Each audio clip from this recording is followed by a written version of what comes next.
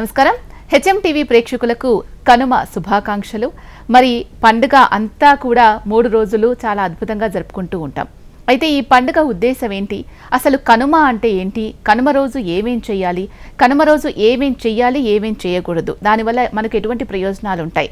ఇటువంటి చాలా విషయాలు మనకు తెలియజేయడానికి మనతో పాటు ప్రముఖ ఆధ్యాత్మికవేత్త రమాదేవి గారు ఉన్నారు. అమ్మను పరిచయం చేసుకొని కార్యక్రమాలను ప్రారంభిద్దాం. అమ్మ నమస్కారం. నమస్తే అమ్మ. అమ్మ మీకు కనుమ శుభాకాంక్షలు. సో సంక్రాంతి అనగానే మనకు 3 రోజుల పండుగ. సో భోగి, కనుమ ఇలా చేసుకుంటూ ఉంటాం. సో విశిష్టత అనేది చాలామందికి తెలియదు. ఇప్పుడున్న తరానికి పండుగ చేసుకోవాలి, పండుగ భోగి ఉంటుంది, కనుమ ఉంటుంది, భోగి మంటలు వేసుకుంటాం, కనుమ రోజు ఇలా చేసుకుంటాం అని తెలుసు. కానీ కంప్లీట్గా దాని నేపథ్యం ఏంటి, అసలు ఏమేం చేయాలి, ఏమేం చేయకూడదు, దానివల్ల ఎటువంటి ప్రయోజనాలు ఉంటాయి అనేది ఇప్పుడున్న తరాలకి తెలియాలంటే అది మీలాంటి వాళ్ళ వల్ల సాధ్యమవుతుంది. అసలు కనుమ అంటే ఏంటి ఒకసారి చెప్పండి.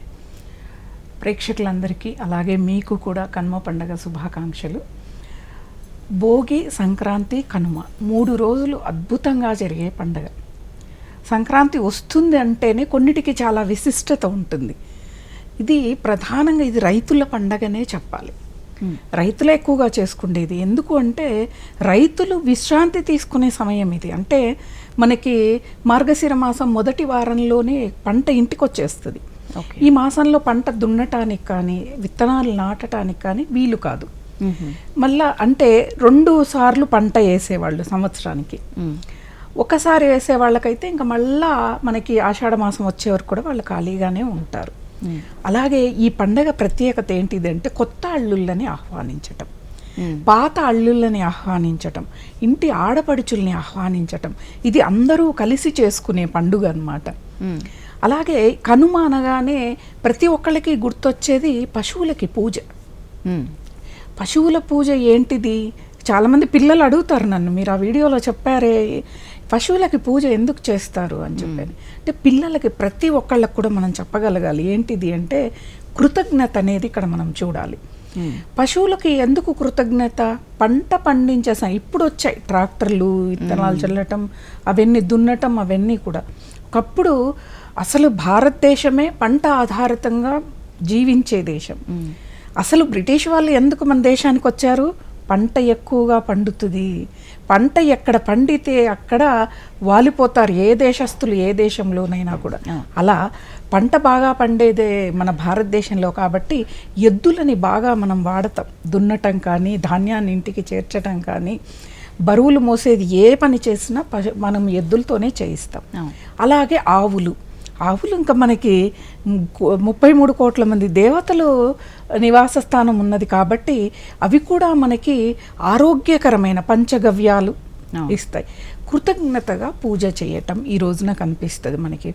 అంటే ఇంటి గుమ్మాలకి వరి కంకులని కడతారు. ఇక్కడ కూడా మనకి పశుయజ్ఞం కనిపిస్తుంది. అంటే భూతయజ్ఞం కనిపిస్తుంది. పిచ్చుకలు కానీ, పావురాలు కానీ వీటికి అవి ఆధారం అవుతాయి అన్నమాట.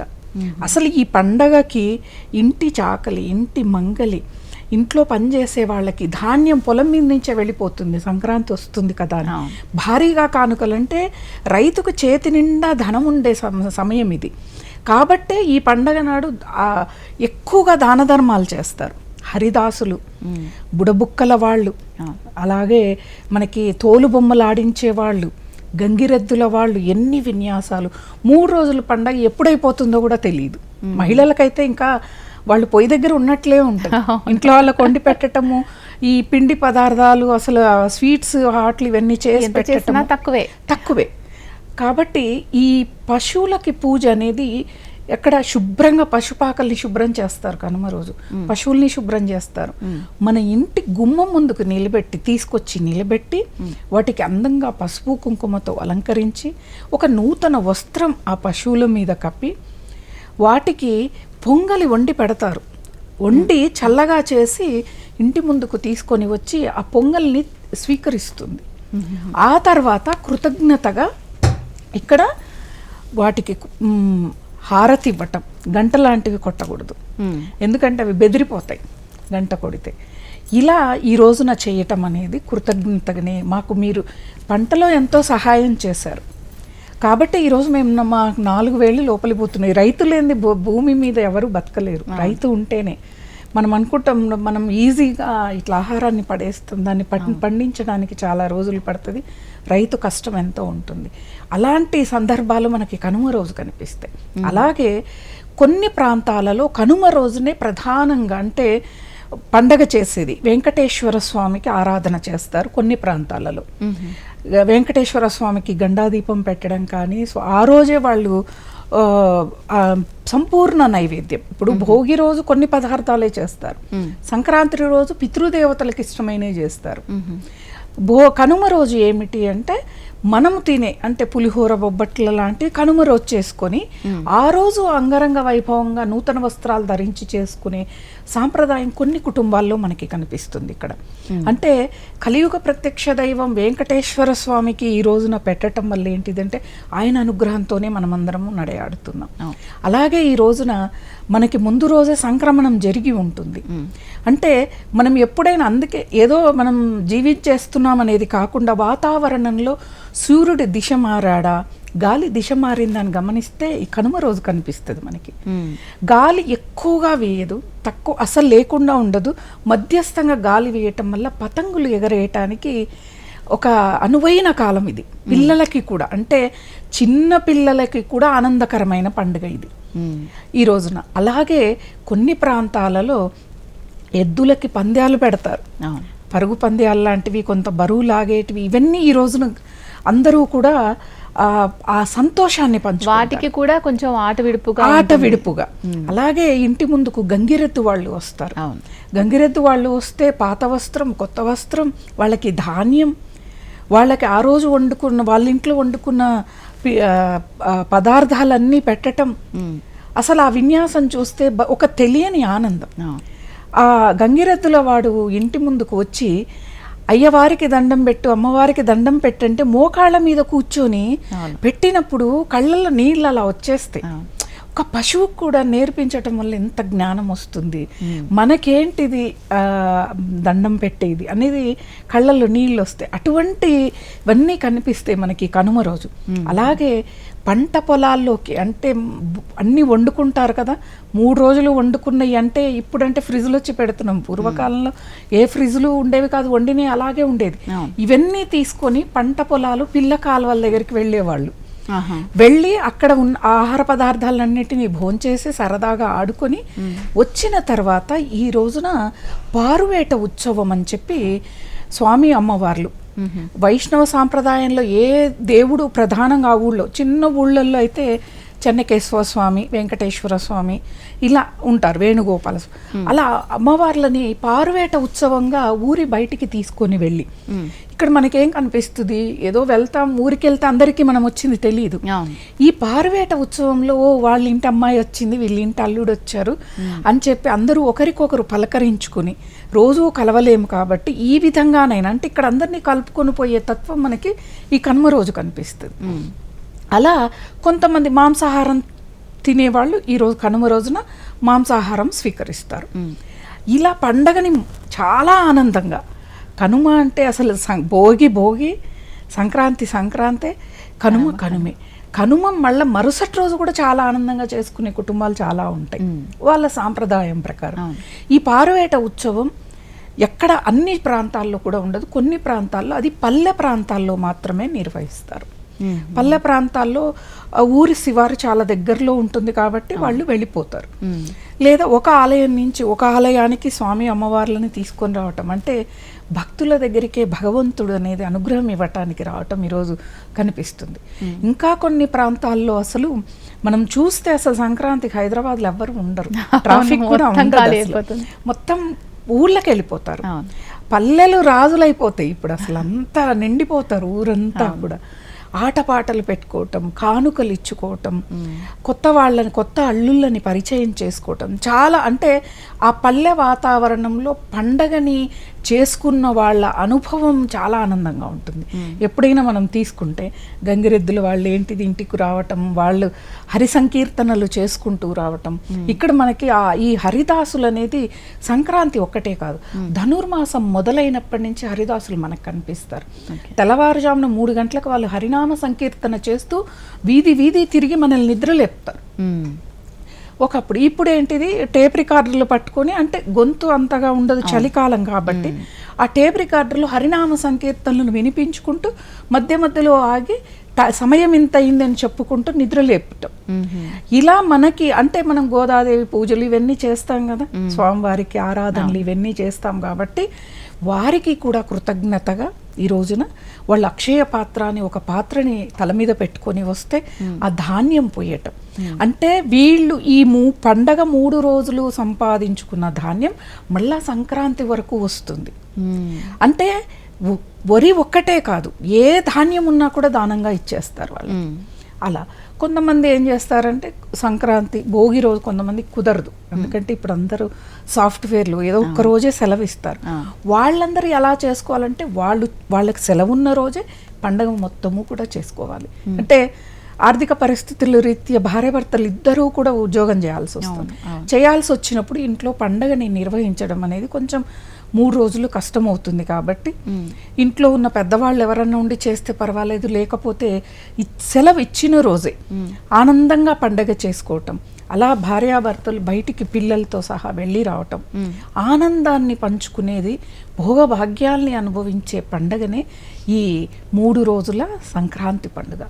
హరిదాసులు ఎప్పుడైతే అక్షయ పాత్ర తీసుకొని వస్తూ ఉంటారో ఆ అక్షయ పాత్రలో ఏది వేసినా కూడా మనకంతా అష్టైశ్వర్యాలు కలుగుతాయి అనే ఒక నమ్మకం అయితే ఉంటుంది.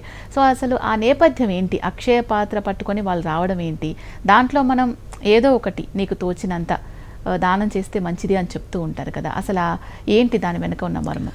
అసలు మనకి మామూలుగా సంక్రాంతి రోజు పితృదేవతల పేరు మీద మనం చాలా దానాలు ఇస్తాం. కూష్మాండం ఎక్కువగా దానం ఇచ్చేది. ఓకే. అలాగే ఇప్పుడు మనకి పంట ఎక్కువగా వస్తుంది కాబట్టి హరిదాసులకు కూడా మనకు వచ్చిన ధాన్యం ఏదైనా కానీ అందులో వేయటం. అక్షయము అంటే క్షయము కానిది అక్షయం. అంటే క్షయం అంటే పెరుగుతూ పోతూ ఉంటుంది. మనం అందులో వేయటం వల్ల మన ధాన్యాలు కూడా అలా పెరుగుతాయని. ఏదైనా అంతే. మనకి మహాభారతంలో ఏం చెప్పారు అంటే మన సంపదని 4 భాగాలుగా విభజించి దాన్ని ఖర్చు పెడితే అది న్యాయమైన ధర్మమైన సంపాదన అని చెప్తుంది.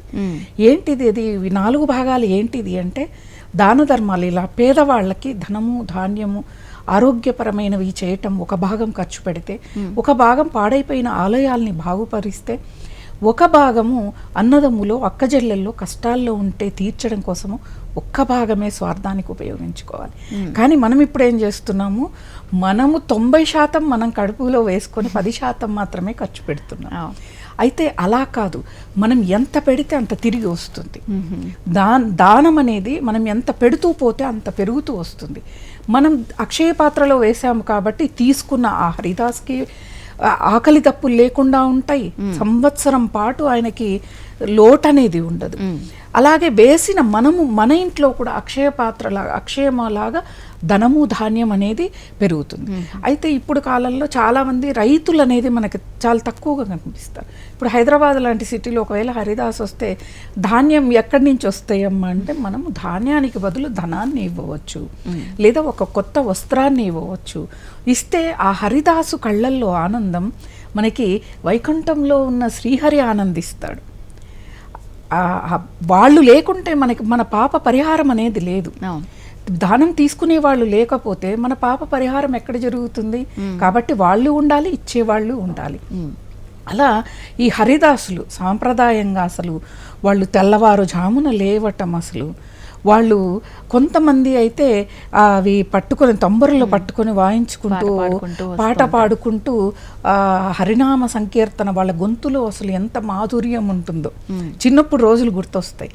అంత బాగా వాళ్ళు హరినామ సంకీర్తన అంటే ఇప్పటికీ కూడా హైదరాబాద్ నగరంలో ఎవరైనా నాకు కనిపిస్తే నిజంగా ఇంకా మన సనాతన ధర్మం ఒకటి నిలబడి ఉంది, ఇలాంటి వాళ్ళకి తప్పకుండా దానం చెయ్యాలి అని అనిపిస్తుంది. చెయ్యాలి కూడాను, ఎంతైనా మనకు తోచినంత. చేస్తే మన ధర్మాన్ని కాపాడడం అంటే ఇదే. మనతో ఉన్న వాళ్ళని కూడా మనం కాపాడుకుంటూ, అంటే ఆ కళ అంతరించిపోకూడదు. కొన్ని కళలు అంతరించిపోతే మనకి ఏమీ ఉండదు. 33 కోట్ల మంది దేవతలు అంటున్నాం, ఎవరు వాళ్ళు? కిన్నెరలు, కింపురుషులు అంటే గాన గంధర్వులు, వీళ్ళందరూ కూడాను భాగవతులు, వీళ్ళంతా కూడా 33 కోట్ల మంది దేవతల కిందికే వస్తారు. వీళ్ళందరినీ కూడా మనం రక్షించుకోవాలి, వీళ్ళందరినీ కాపాడుకోవాలి అంటే మనం దానం చేస్తేనే వాళ్ళు కూడా పుచ్చుకోవటానికి ముందుకు వస్తారు. లేకపోతే వాళ్ళ కడుపు నిండకపోతే వాళ్ళు కూడా మేము వేరే పని చేసుకుంటామని వెళ్ళిపోతే హరిదాసులు ఉండరు మనకి.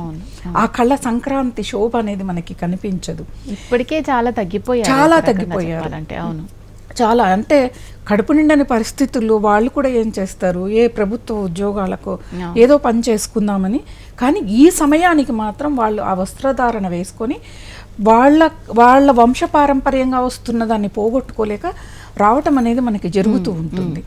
అలా ఈ హరిదాసుల యొక్క విశిష్టత అనేది ఇక్కడ చాలా చాలా అంటే కొన్ని ప్రాంతాల్లో ఏంటిది అంటే పంట పొలంలో పంట తయారవుతూనే ఈ ఎవరెవరికైతే ఇస్తారో ఇంటి చాకలికి, మంగలికి, పని వాళ్ళకి, వీళ్ళందరికీ పంటలోనే ఇచ్చేస్తారు ధాన్యాన్ని. అక్కడే ఇచ్చేస్తారు. ఇంటి దాకా వచ్చి మోసుకొని వెళ్ళటం ఎందుకు, పండగ రోజుల్లో పని ఉంటుంది కదా. ఇలా హరిదాసులు వచ్చినప్పుడు కొంత బియ్యాన్ని, అంటే అక్కడైతే వడ్లని ఇస్తాం మనం, ఇంట్లో అయితే బియ్యం ఉంటాయి కాబట్టి వాళ్ళకు ఆ బియ్యాన్ని దానంగా చేయటం అన్నమాట. అలా ప్రతి సంక్రాంతి పండగ అనేది 3 రోజులు, 3 ప్రత్యేకమైన రోజులు. ఎంత చెప్పుకున్నా తనివి తీరని సంక్రాంతి పండగ, ఆనందమైన పండగ. ప్రతి ఒక్క వయసు వాళ్ళకి కూడా ఈ పండగ అనేది చాలా ఇష్టం. ప్రత్యేకించి ముగ్గులు కూడా ఉంటాయి. అవును, ముగ్గులు, పిండి వంటలు, ముగ్గులు ఇవన్నీ కూడా చాలా స్పెషల్ అనే చెప్పుకోవచ్చు. ఎందుకు కనుమ రోజు ఒకలాంటి ముగ్గు, భోగి రోజు ఒకలాంటి ముగ్గు, సంక్రాంతి రోజు ఒకలాంటి ముగ్గు వేస్తూ ఉంటారు. అండ్ దీనికి ఆడపడుచులు ఎన్నో రోజుల నుంచి ప్రాక్టీస్ చేస్తూ ఉంటారు, ఈ రోజు చాలా బాగుండాలి ముగ్గు అని. ఆ ముగ్గులో కూడా ఒక సంకేతం ఉంటుంది అని అంటూ ఉంటారు. ఏంటి కనుమ రోజు వేసే ముగ్గు ఏంటి, ఆ ముగ్గుకున్న అంతరార్థం ఏంటి? అసలు మనకి 3 రోజులే కాదు ముగ్గులు, ధనుర్మాసం మొదలైనప్పటి నుంచి ముగ్గులు వేస్తూ ఉంటారు. ఆ చలికి లేచి తెల్లవారుజామున వేసేవాళ్ళు. ఊళ్ళల్లో మనకి సొంత ఇల్లులు ఉండి ఇంటి ముందు ప్రాంగణం ఉంటుంది, చక్కగా ఆవు పేడతో అలికి ముగ్గులు వేస్తారు. ఇప్పుడు ఆ పల్లెటూళ్ళలో, టౌన్లలో కూడా అపార్ట్మెంట్లు వచ్చాయి, ఏదో ఇంటి ముందు చిన్న ముగ్గు వేసుకునేవాళ్ళు. అయితే ఈ మాసం రోజులు వేసే ప్రతిరోజు ముగ్గుకు ఒక ప్రత్యేకత ఉంటుంది. ఇప్పుడు భోగి రోజు భోగి కుండలు లాంటివి వేస్తారు. చాలా మంది ఇప్పుడు మహిళల యొక్క నైపుణ్యత ఇప్పుడు కనిపిస్తుంది, వాళ్ళకి ఎంత ఆర్ట్ వస్తుంది. చుక్కల ముగ్గులు, ఇప్పుడు చుక్కల ముగ్గులు ఎందుకు వేస్తారు? సంక్రాంతి రోజు భోగి కనుమ వదిలేసి సంక్రాంతి రోజు ప్రత్యేకించి చుక్కల ముగ్గునే వేస్తారు. ఆ రోజు సంక్రమణం జరుగుతుంది, ఖగోళంలో కొన్ని మార్పులు జరుగుతాయి. ఖగోళంలో ఉన్న ఆ నక్షత్రాలకి సంకేతంగా మనం ఇక్కడ చుక్కలు పెట్టి ఆ చుక్కల్ని కలుపుతూ ముగ్గులని వేస్తాం. ఇక్కడ మనకేంటిది, ఈ ముగ్గు వేయటం వల్ల అనేక రకాల కారణాలు ఉన్నాయి. మహిళకి ఆరోగ్యం, వంగి లేస్తూ కూర్చుంటూ ముగ్గు వేస్తూ ఉంటే ఆవిడకి గర్భసంచి అనేది చాలా ఆరోగ్యంగా ఉంటుంది, శరీర ఆకృతి బాగా ఉంటుంది. ఒకప్పుడు శరీర ఆకృతి మహిళకి చాలా బాగా ఉండేది, వస్త్రధారణ అలాగా ఉండేది, పనులు అలాగా ఉండేది. ఇప్పుడు అలా లేదు, మారిపోయింది మొత్తం. మనకి ముగ్గులు కూడా ఇంట్లో ఉన్న పెద్దవాళ్ళకే వేసే ఓపిక లేక పని వాళ్ళతో వేయించే రోజులు వచ్చాయి. అనారోగ్య సమస్యలు ఇంత ముందు కాలంలో ఉండేవి కాదు. ఇంకోటి పల్లెటూళ్ళల్లో రాత్రి పడుకునే ముందే ముగ్గు వేస్తే అందరూ కలిసి ఎవరి ముందు ముగ్గు అయిపోతే మొదటి నుంచి అలా ఆఖరి వరకు ఎవరి ముగ్గు ఎలా వేశారు, ఎంత అందంగా వేశారు, వాళ్ళని పొగుడుతూ చెబుతూ అన్ని ముగ్గుల్ని చూసి వచ్చాకే పడుకుంటారు. తెల్లవారుజామున వేసినా కూడా వాళ్ళు అదే పనే చేస్తారు. మనకి ఎంత అంటే ఈ ముగ్గుల అనేది కళని, శోభని ఇంటికి తీసుకొస్తాయి, ఆనందాన్ని తీసుకొస్తాయి. ఎప్పుడైనా గమనించండి, మిగతా రోజుల్లో మనం రంగులేసి ముగ్గేసినా అదే మనకేం పెద్దగా అనిపించదు. కానీ సంక్రాంతి పండగ, ఈ ధనుర్మాసం మొత్తము కూడా ముగ్గులకు అది ఎందుకు ప్రత్యేకత అనేది ఉంటుంది. మనకి వాటిని రంగవల్లులు అంటాం. రంగ అంటే వేదిక, వల్లి అంటే తీగ లాంటి లక్ష్మీదేవి వచ్చి సంక్రాంతి లక్ష్మి ఆ ముగ్గులో కూర్చుంటుంది గొబ్బెమ్మ రూపంలో. ఇక్కడ కూడా స్వామివారు అమ్మవారి పేర్లే ఉన్నాయి దాంట్లో కూడా మనము గొబ్బెమ్మ పాటలు వింటే కూడా స్వామివారు అమ్మవార్ల పేర్లే వస్తాయి. అసలు వివాహం కాని అమ్మాయిలే అసలు ముగ్గులు వేయాలి, వాళ్లే గొబ్బెమ్మలు పెట్టాలి, వాళ్లే గొబ్బి పూజలు చేయాలి, వాళ్లే గొబ్బెమ్మ చుట్టూ తిరిగి మంచి భర్త రావాలి అని కోరుకుండేది వాళ్ళు. గోదాదేవిని కోరుకుండేది అదే కదా, అమ్మవారు స్వామివారిలోనే ఐక్యమైపోయారు. అంతకంటే భర్త మన ఖగోళం కాదు, విశ్వంలోనే ఉండరు. అటువంటి భర్త రావాలని ప్రతి అమ్మాయి కూడా ఈ ముగ్గులు అనేది ప్రధానంగా కనిపిస్తుంది. అసలు చాలా ప్రాంతాల్లో కనుమ రోజు రథం ముగ్గు వేస్తారు. రథం ముగ్గు ఎందుకు వేస్తారంటే రథాలు కదులుతాయి, మనకి రథాలు కదలటం వేసి మన ముగ్గుని పక్కింటి ముగ్గుకు తగిలిస్తారు. మన ఒక తాడులాగా వేసి వాళ్ళ రథానికి తగిలిస్తారు. ఆ ఊర్లో ఆలయం ఎటువైపుకుందో అటువైపుకి ఆ రథం యొక్క జెండా వచ్చేలాగా ఇలా వెళ్తుంది. అంటే స్వామివారు ఊరంతా రథంలో తిరుగుతూ ఆ ఆలయంలోకి వచ్చి అక్కడ ఆయన స్థానం ఏర్పరచుకోవటం అనేది ఇక్కడ మనకి కనిపిస్తుంది. అలాగే రంగులు అనేవి ఇప్పుడు మనము కెమికల్ కలిపినవి ఏవో కలిపి వస్తున్నాయి. ఒకప్పుడు కాలంలో ప్రకృతి పరంగా మనకి చలి ఎక్కువగా ఉంటే చెట్టు ఆకులని రాల్పుతుంది, పువ్వులని రాల్పేస్తుంది, ఉంచదు. కూరగాయలు వీటన్నిటినీ కూడా బాగా అంటే ముందుగానే కార్తీక మాసం కంటే ముందుగానే వీటన్నిటినీ ఎండబెట్టి ఏ రంగు ఆ రంగు. ఇప్పుడు కూరగాయలు అనేక రంగులు ఉంటాయి. బీట్రూట్ క్యారెట్ తీస్తే 2 రంగులు వస్తాయి, పసుపు కుంకుమ వస్తుంది. ఆకులతో మనము అనుకుంటాం ప్రకృతి మొత్తం ఆకుపచ్చ అనుకుంటాం. ఆ ఆకుపచ్చలో 100 ఆకుపచ్చలు కనిపిస్తాయి. ఎప్పుడైనా ప్రకృతిని మనం మన టెర్రస్ మీదకి వెళ్ళి చూస్తే ఎన్ని రకాల ఆకుపచ్చలు అన్ని రకాలు కూడా ఎండబెట్టి పొడి చేసి వాళ్ళు భద్రపరిచేవాళ్ళు. ఇవన్నీ ఎందుకు చేసేవాళ్ళు, ఎందుకు రంగులు వేసేవాళ్ళు అంటే భూమి పంటనిచ్చి సారం కోల్పోయి ఉంటుంది. మనం ఈ ఆ చెట్ల ఆకులు, ఈ కూరగాయలు, పువ్వులు రకరకాల ఇవన్నీ పొడి చేసి వేయటం వల్ల సారాన్ని పీల్చుకుంటుంది భూమాత. అలాగే ఈ కాలంలో ఎంత మీరు క్రీములు పూసుకున్న చేతులు పగులుతాయి, అవునా? మరి ఇవన్నీ వేయటం వల్ల అవన్నీ కూడా మాయమైపోతాయి, ఏమీ ఉండదు. అంటే ఒక్క పండగ మనకి, భూమికి, పశువులకి, పక్షులకి, ఎంతమందికి ఈ పండగ అనేది ఉపయోగము, ఆరోగ్యము, కృతజ్ఞత, ఆనందం ఇవన్నీ కూడా మనకు కనిపిస్తాయి. చాలా చాలా ఆనందంగా కనపడే పండగ ఇది. కాకపోతే ఇప్పుడు అవన్నీ తెచ్చి తయారు చేసుకునే ఓపిక లేదు, సమయము లేదు. కాబట్టి ఏదో అమ్మినే తీసుకొచ్చి వేస్తూ ఉన్నాం. కాకపోతే ఇంట్లో ఉన్న వాళ్ళైనా పెద్దవాళ్ళైనా కనీసం ఇలా తయారు చేసుకొని వేస్తే చాలా బాగుంటుంది. అలాగే మనం ముగ్గులు ఈ కాలంలో చలికి ఏంటిది అంటే ప్రతి సూక్ష్మ జీవి ఉంటుంది కదా, చిన్న చిన్న చీమలు ఇలాంటివి, చిన్న చిన్న పురుగులకి వాటికి ఆహారం అయి బయట పోయి తినలేవు చలికి. కాబట్టి మన ఇంటి ముందు వేసే ముగ్గు వాటికి ఆహారం అవుతుంది. అలా అన్నమాట. అది కాకుండా అప్పట్లో బియ్యపిండి వాడేవాళ్ళు, బియ్యపిండే వాడాలి. ఆ బియ్యపిండితో పాటు ఈ ప్రకృతి పరంగా వచ్చిన ఆ రంగులని అద్దటం వల్ల వాటికి కూడా మంచిది. అంటే తెలియకుండా ఇక్కడ భూతయజ్ఞం, పంచయజ్ఞాల్లో భూతయజ్ఞం ఒకటి. ఈ భూతయజ్ఞం మనకు తెలియకుండా జరిగిపోతుంది.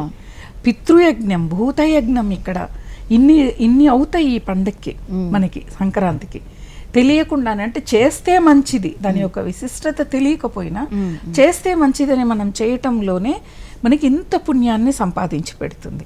మిగతా పండగలన్నీ కూడా తెలుగు పంచాంగం ప్రకారం మనకి తిథులతో వస్తే, ఒక సంక్రాంతి మాత్రం తేదీలతో వస్తుంది. ఆంగ్ల క్యాలెండర్ ప్రకారం వస్తుంది.